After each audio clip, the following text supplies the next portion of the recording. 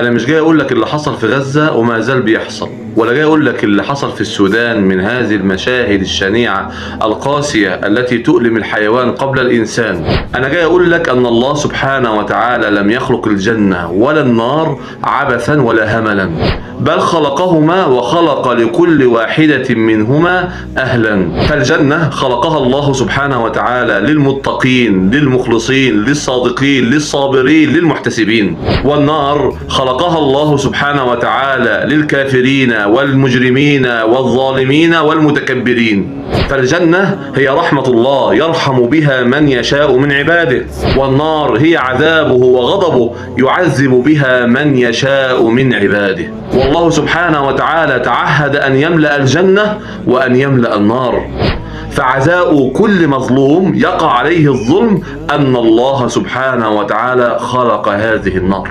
كما نرى في السودان الآن الذين يحتفلون ويستمتعون بإيذاء المسلمين ويتفننون في عذابهم من حرق وضرب وسحل وقتل بالرصاص، أن هؤلاء توعدهم الله سبحانه وتعالى بالنار إن لم يتوبوا إلى الله سبحانه وتعالى. وهذا يرجعنا إلى قول الله سبحانه وتعالى في سورة البروج، هذا الموقف الشديد العصيب على المؤمنين. قال الله: قتل أصحاب الأخدود النار ذات الوقود إذ هم عليها قعود وهم على ما يفعلون بالمؤمنين شهود وما نقموا منهم إلا أن يؤمنوا بالله العزيز الحميد الذي له ملك السماوات والأرض والله على كل شيء شهيد. ثم قال الله: إن الذين فتنوا المؤمنين والمؤمنات ثم لم يتوبوا فلهم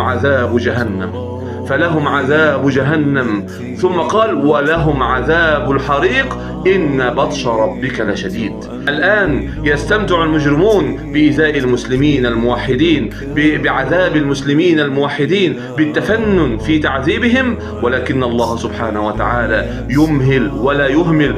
قال الله سبحانه وتعالى عن المجرمين: إن المجرمين في ضلال وسعر يوم يسحبون في النار على وجوههم ذوقوا مس سقر. فعزاء كل مظلوم، فعزاء كل من ظلم، أن الله سبحانه وتعالى لم يخلق هذه النار عبثا ولا هملا، ولكن خلقها وخلق لها أهلها. فإن لم يتب هؤلاء مما يفعلونه بهؤلاء المسلمين، فالله سبحانه وتعالى توعدهم بهذه النار الشديدة التي لا تذر ولا تبقي شيئا. قال الله سبحانه وتعالى عنها: لا تبقي ولا تذر لواحة للبشر عليه